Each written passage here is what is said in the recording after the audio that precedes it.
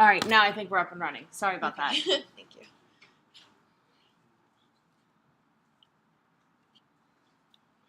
So like Alyssa said, welcome to this session. Thank you all for being here and for volunteering your time this year. It's really essential that we have reviewers to help run this program. Without graduate students to review the applications, we really couldn't have this program run at all. And this is one of our more popular programs. We fund a lot of research either at the pilot stage or the dissertation stage and in between. So it's a great way to help give back to other graduate students.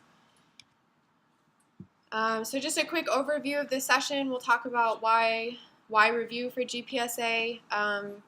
We'll go through an overview of the research grant programs, talk a little bit about the review process, show you what it will actually look like for you to complete the reviews and Zoom grants, talk a little bit about scoring, and then go over next steps following today's session.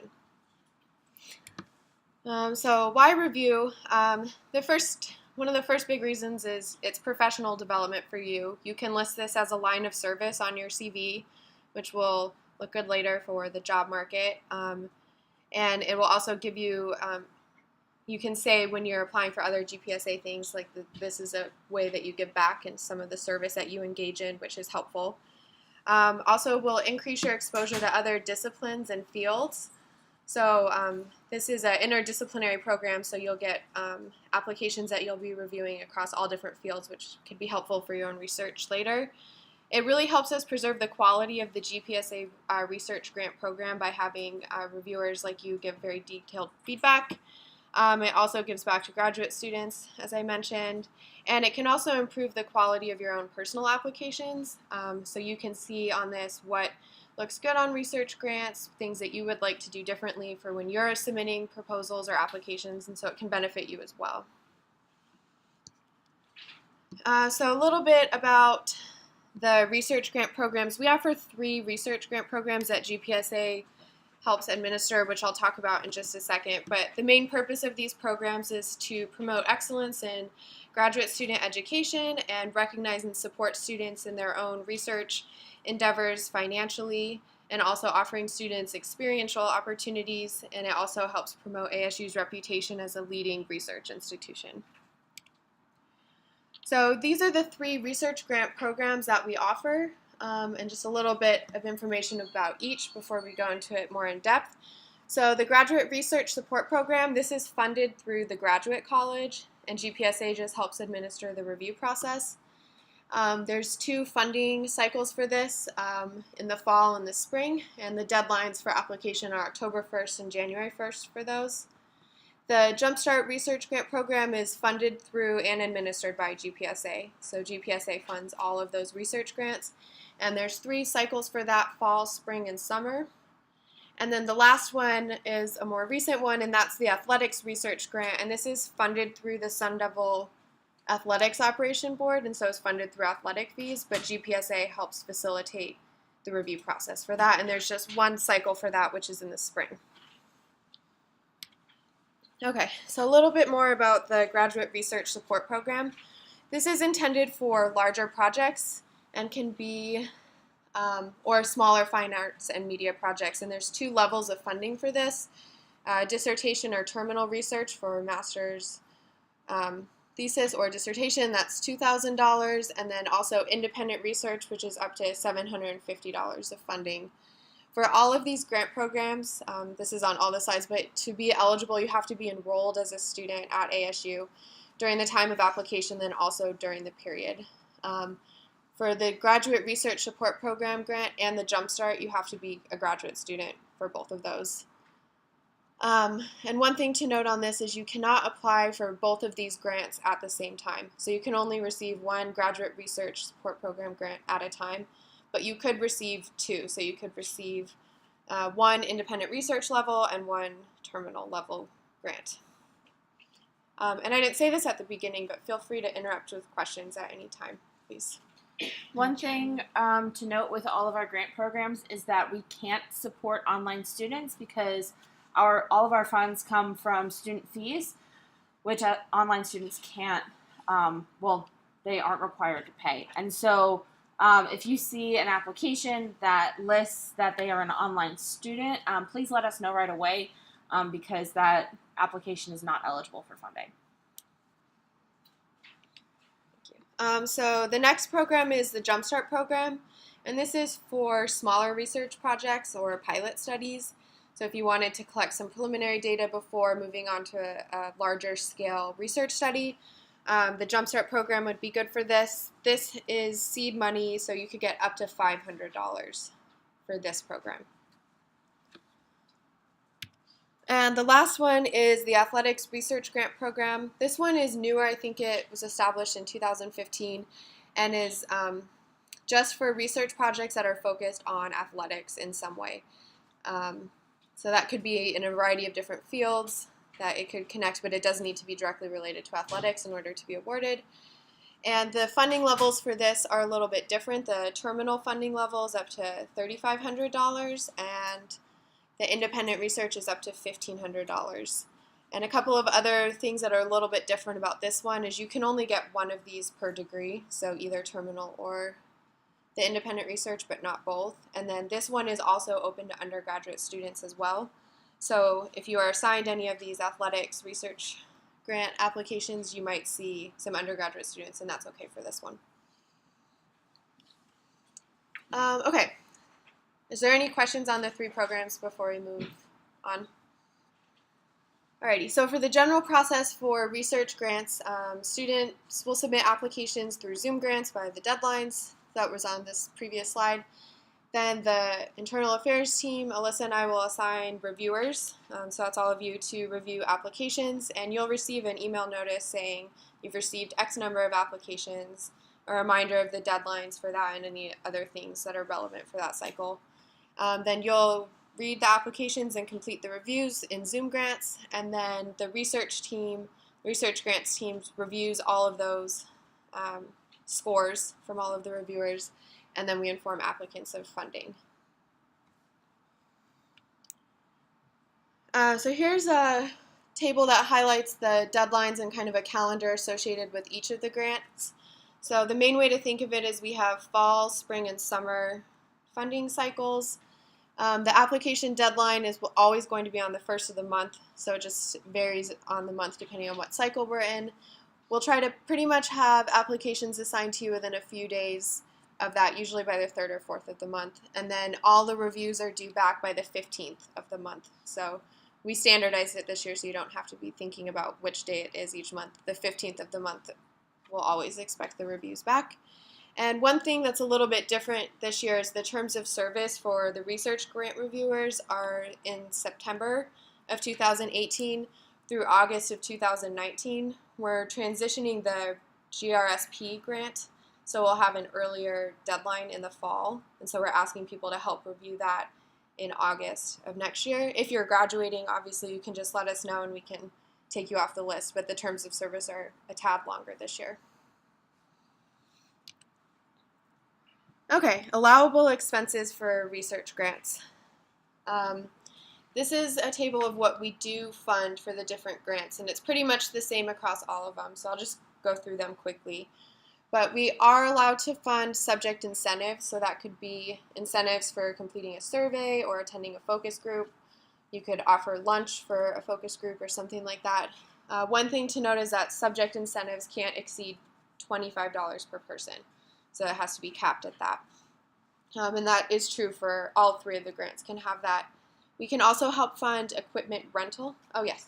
So I have a question on that. So the last few years, in this meeting, we're told that the Jumpstart grant does allow cash incentives, and then when it comes time to actually distributing the grant, or one semester I was given the grant, and then they said no, JK, that's not actually allowed.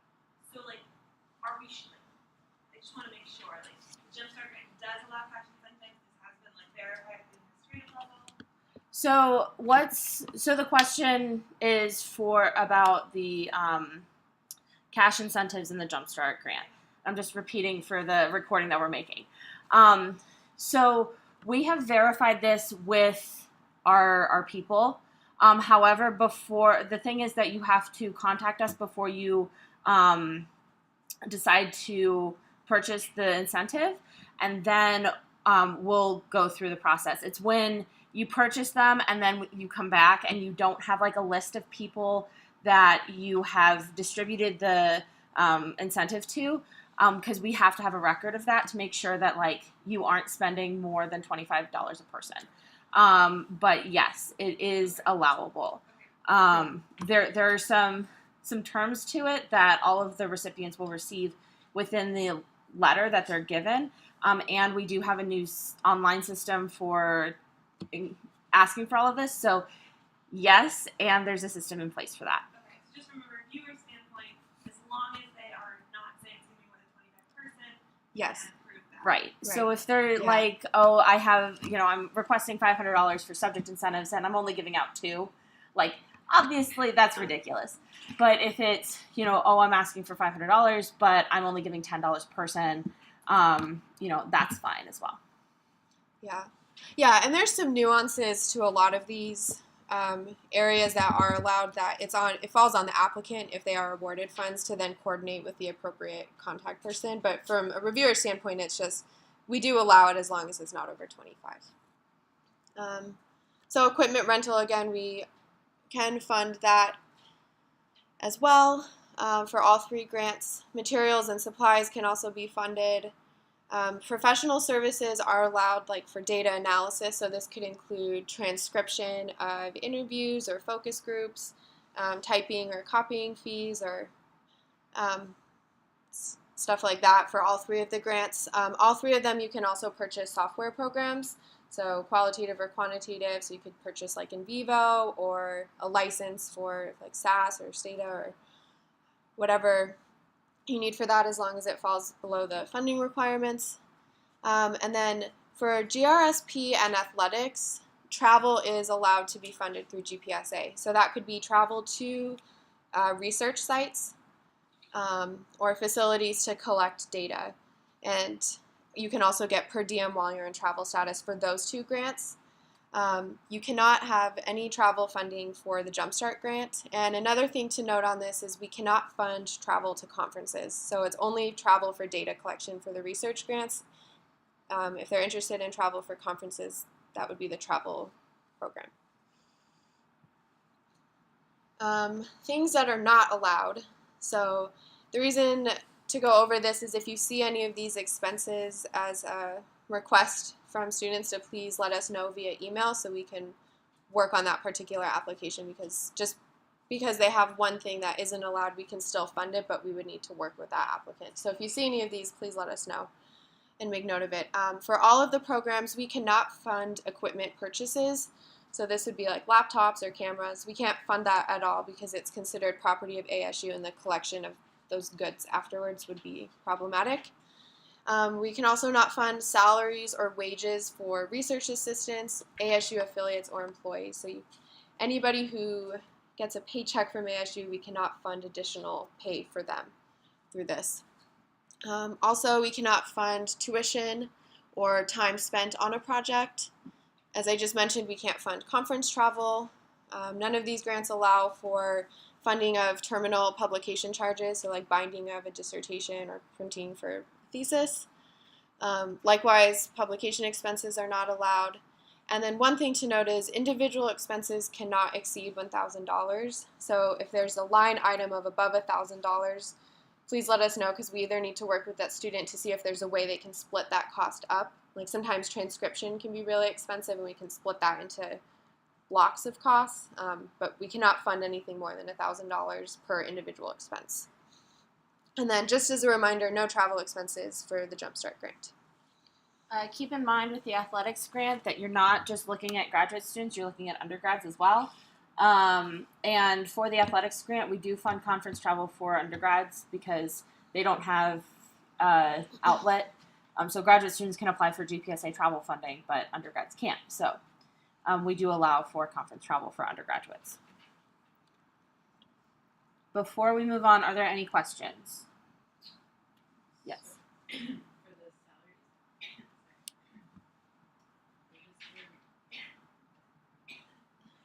For research assistants.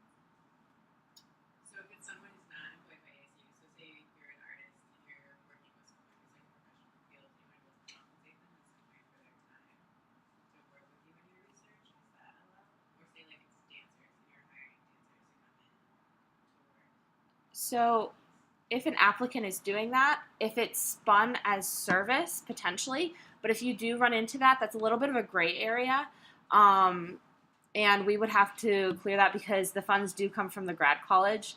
And so we do want to make sure that that is okay. So if you run into something where they are compensating a subject or a professional for service, that might be allowable. However, please just come and email us. We do respond within 24 and 48 hours about any of your guys' questions. And so if you ask us, we can look into it for you. Yes. The line expenses not being able to exceed $1,000 where the student is traveling and their airfare is transport.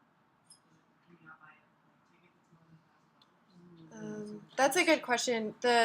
Again, since a lot of the funds aren't actually dispersed by GPSA, so exceptions can be made in some cases from the funding source. So if it was the GRSP grant, grad college might be able to make an exception, but I would have to check on that because as far as I know, I think there's a policy that the line item just cannot exceed $1,000. So that there might be an exception there, and if you see that, just let us know. We'll obviously start working on it and checking. But sometimes, usually there's a way to split the cost up at least a little bit, but that's a good question. I'm not quite sure about that one.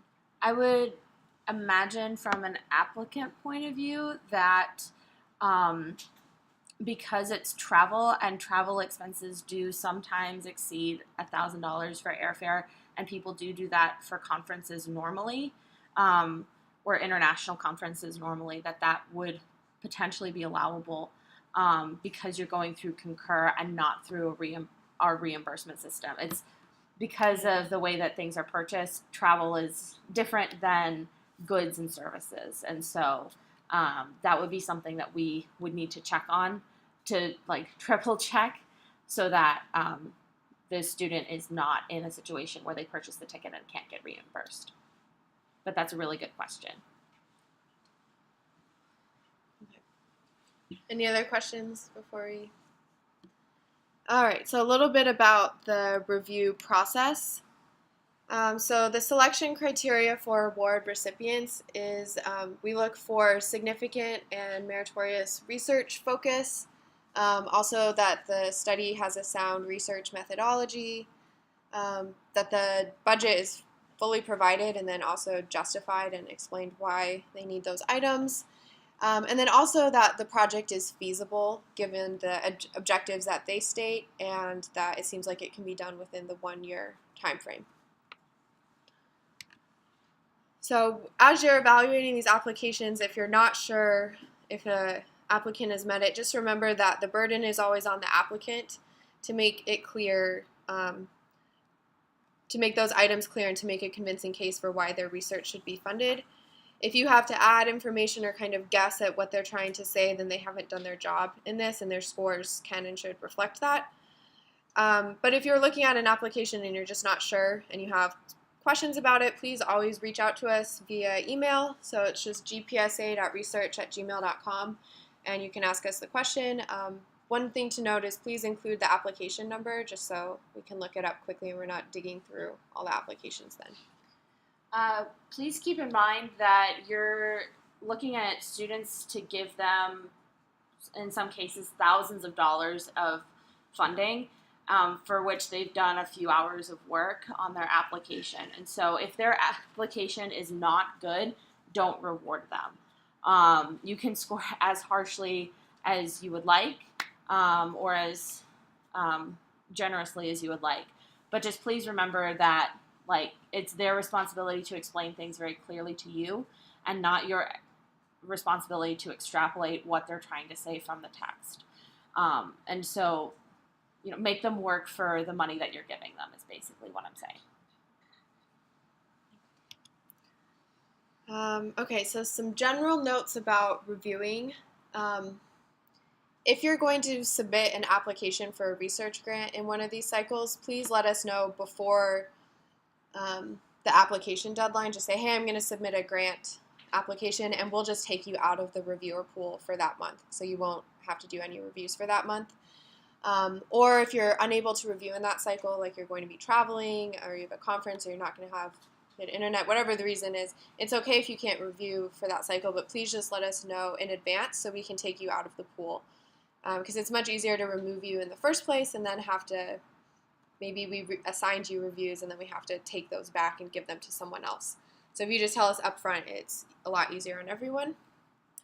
Also, before the reviewer deadline, please let us know. So before the 15th and when reviews are due, if you happen to open an application and you can tell who the person is, even though it's blinded, sometimes you might be able to tell by the research statement or something who it is. You can just let us know and we'll give that to someone else so we can keep this as a blind process.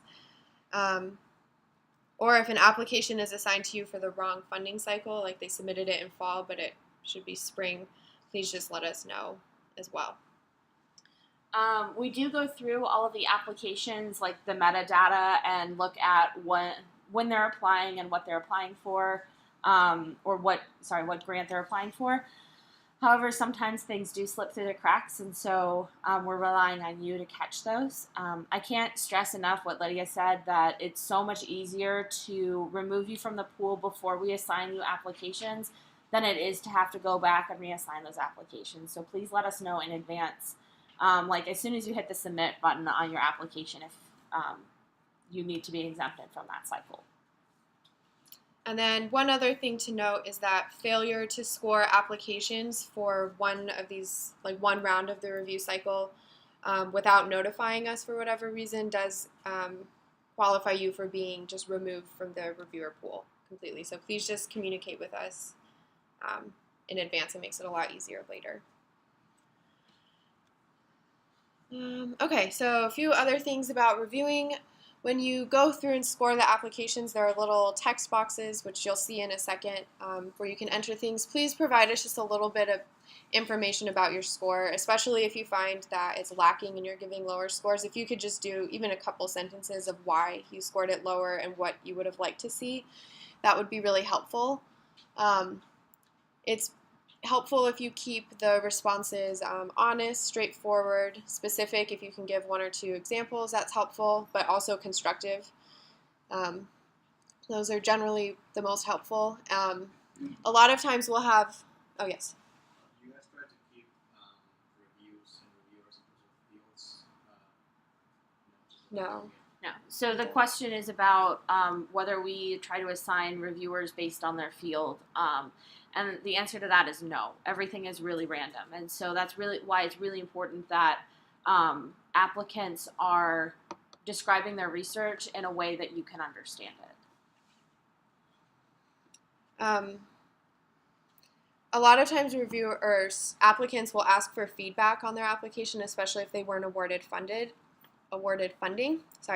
And we'll actually look at the comments that you leave when we give that feedback. So even if it's just a couple of sentences in each area, or maybe 4 or 5 sentences at the very end, it's really helpful for us later when we're giving them feedback, because we can say, well, this is what the reviewers said. Yes. What if you're reviewing an application and you're pretty sure you know whose it is? Like what if I went to my friend Yep. and I know this research? Yep. So if you think you know the person, which can definitely happen in small programs or just in general, just send us an email and say, here's the application number, I'm pretty sure I know this person, and we'll remove you from reviewing that and assign it to someone else. Then in turn we'll assign you a different application. One, yeah. There have been situations where I've assigned an application to somebody and they've been like, no, I know this person, and then I go back and I switch it out and they're like, I know this person too, and then you switch it out again. So I mean, we're flexible, but the key there is to make sure you kind of take a look at the applications early, because the earlier you tell us, the more time we have to just really quickly flip them. If you tell us at like 8:45 on the 15th, we may or may not be able to switch it out. And so that person then receives one less review. But if you think you know the person, like just stop and let us know. Yes. So for clarification, the feedback that you give is actually given to the applicants, or is it just for you in case they contact you and say why? We summarize the reviewer comments, and so if there have been cases where someone's like, they've said something that I feel would not be very constructive for the applicant. Or they, we don't just give them like a list of what you're saying, but like if you're being honest and you're like, I can't read this at all. Like there's so many mistakes and there's so much grammatical stuff. Like it just doesn't make sense to me. Then I can go back and tell them very nicely. Like one of the reviewers also commented that your application could use a second look by a native English speaker. And so I can pull the nice stuff out of what you say is basically what I'm saying. Okay, so our feedback, the audience for feedback is sort of feedback. Yes. Yep. Yeah, when the reviewers or the applicants won't see all of the reviews. So when it's time, we'll just say you were awarded funding, here's the amount, or you weren't awarded. And then if and when they ask for feedback, then we'll go back and look at the reviews. But they won't just get it right off the bat. Awesome. So a little bit more about evaluating the applications. So here's a rubric, and there's a few slides of this. I won't go through every single one because I'll send this rubric out via email. Everyone here will get a copy of this PowerPoint, and I'll send the rubric with that. And then also for the emails for reviews later, you'll see the rubric then. But you can use this rubric when you're going through and scoring applications. But here are kind of the main areas that we're asking you to score, and these are actual sections of the application, so it lines up with that. So the first is the background and problem issue, making sure when you're looking at it, if the applicant clearly stated a little bit of background so you understand just a little bit of information and then the problem that they're looking at. Also, do they clearly state their purpose and objectives? This one's particularly important because we need to make sure that they can actually achieve the objectives that they state. Also, do they articulate the significance and impact of the project? Do the research methods that they're proposing seem sound to you? Do they clearly list the equipment and materials that they might need, or is that lacking? A project and outline. This also includes like kind of a timeline of their expected research. One thing I wanted to stress that Alyssa's kind of mentioned already, but is the interdisciplinary clarity. Applicants are told that the reviewing pool is very broad and it can go to any discipline. So I'm in education, so if I submit a grant proposal for education, it could go to someone in like electrical engineering who might have no familiarity with my area of research. So it's my job to clearly articulate and put it in a way that's not super jargony, but that anybody in any field can understand. And this is actually one of the criteria that you'll score on. And then also, do they provide a justification for their budget? They'll list an itemized budget of what they're asking funds for, but do they state clearly why they need these funds? So one thing with the interdisciplinary clarity, especially as it relates to the budget justification. So I'm in chemistry, and so for me, spending $300 on a chemical is not that much. Like, it makes complete sense, but to somebody who is in the humanities, that seems completely and totally asinine. And in the reverse, like transcription services for interviews, if you're spending thousands of dollars on that doesn't make sense to me. But to somebody in the humanities who regularly works in this field, it's pretty commonplace to see that. And so it's kind of up to them to say, transcription services are billed at, like this amount per hour, or, this is the cheapest I can find this chemical, and this is exactly what I need. And so some of the rubric questions do tie into each other a little bit, but we do try to keep them pretty in line with what we're asking for. Yes, Is the same go for something like the timeline? For example, I'm a geographer, I know maps and stuff, but I really don't know much like the arts or the humanities. How long a piece should take to finish, or how long something should go on. So the question is about timeline, and if this also applies, and that's absolutely true. So if you're mapping something, like I live with someone who does like interstellar cartography. Well, actually, it's planetary cartography, whatever. But like I know how long it takes to actually draw circles for craters on a body. But like somebody else wouldn't know that. Like she's like, oh yeah, I spent all day on this. I'm like, doesn't that take like 5 minutes? Don't you have some software that does this for you? Like the CSI mentality, right? So it is up to them to say, it does take this long to process everything. And I'm teaching or whatnot. Yes. Yeah, so this will be my second year doing this, and something I noticed a lot last year was that I very rarely got people actually citing things when they were like talking in the background. Is that something that you think we should take points off for? I feel like they should lose points if they talk about background literature but they don't actually cite. This happened to me in most of my applications last year. That's a really good point. And that's something that we can clarify on the application itself. But so the question is about citing literature and if they should be docked points. And my gut feeling is absolutely, because that's a form of plagiarism. But we can also make that very clear to the applicants as well that they need to have a brief citation, because I don't think that when we say, oh yeah, explain this and make it clear for an interdisciplinary audience, like it might not be completely obvious to them that citations are necessary, but just having a brief citation, or even including something where they can upload a citation list. So that would be a really great addition. Because, like I said, I got very few actual citations. Just surprising.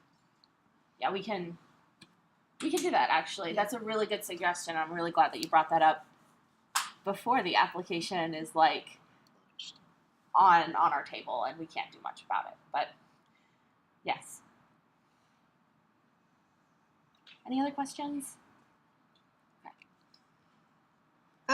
So for the graduate research support program, there's a couple of like sub sections for different projects. So for media and fine arts, we can get proposals for that. And so there's a couple different questions that are up here for that, asking about the objectives of the project, and then a little bit more details about like the medium or equipment or what type of facilities will be needed for that project. Again, we have a few others with them, so like how they'll present this, the time frame, and then they have a question specific about why their project is unique.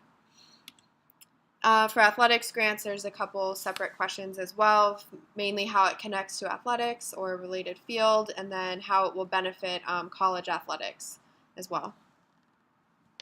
Sorry, I thought you were going to say something.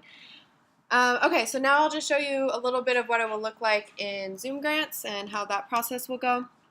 So you'll log in at the top right corner. I mentioned this at the beginning, but for a few people who might have come in late, your email that you use for this has to be separate than any other email you've used before to submit in Zoom grants. So it could be a personal email or a separate ASU email, but that, just one thing to note there, it'll have to be your reviewer email. So once you log in, on the main page of your account, you'll see Research Grant Program right there. If you are a reviewer for like the research grant and the travel grant, or even the awards that GPSA offers, you'll see multiple lines there. So each line for those. There, and then when you log in each month, right now it just says one new, but it'll say however many new, that will be the applications you have to review that month. Then once you click into the research grant part, then you'll click on this applications tab right there. And then you'll see here under submitted applications a list of the applications that have been assigned to you. One thing to note with this is where it says official decisions over here, it says undecided right now, but you're only responsible for reviewing ones that say undecided. Did I say that right? Yeah. That part, okay. So there might be a time where, let's say that you were assigned like 5 applications, and in the middle of reviewing, like you had to go to the hospital for some reason, and you let us know, because that's kind of what would happen, right? You let us know before the deadline that you wouldn't be able to get to those applications. You'll still have like 2 applications potentially that you didn't score, that have already gone through review, so you don't need to add anything. And so the official decisions will reflect like last month's cycle, like was it approved or denied. And so you don't have to touch those. Only the ones that say official decisions undecided. Okay, thank you. Yeah, no problem. Okay, so then when you click on each application, it will pull up basically the form that the student filled out. So you'll see everything that they entered. This is just the top part of the form.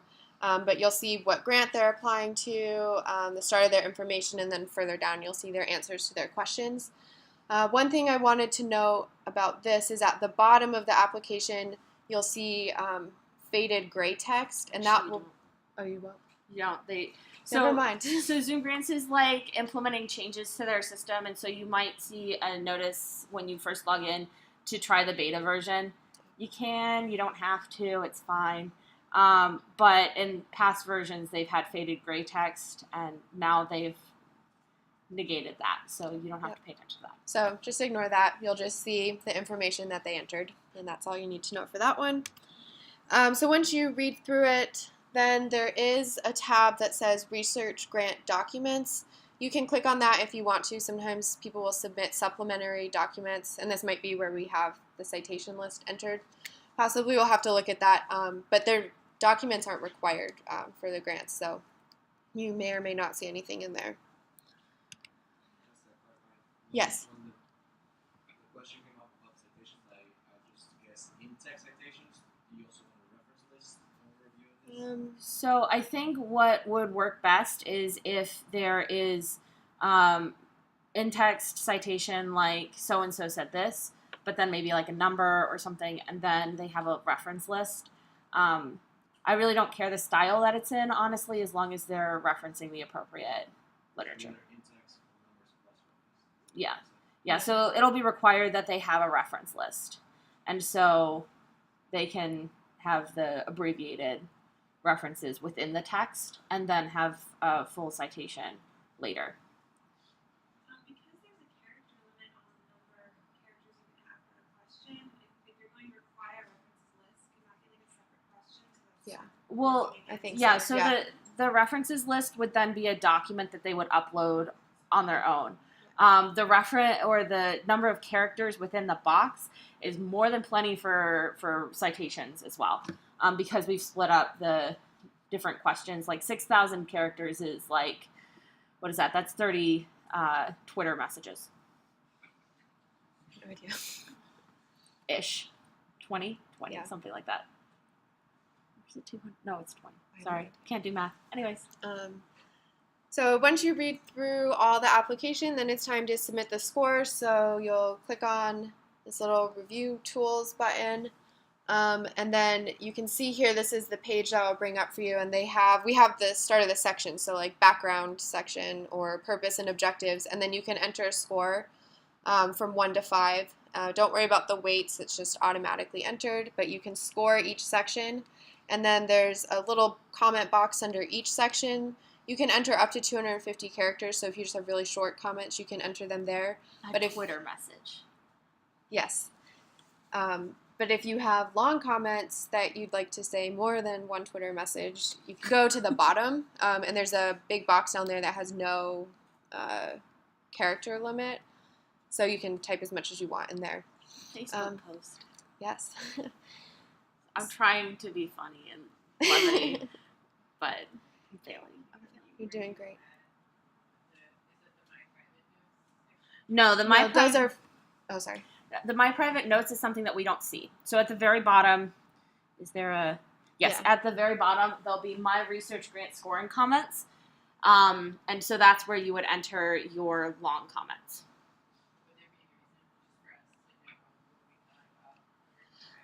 Yeah, so in the past, they haven't had the little text saying limit 250 characters.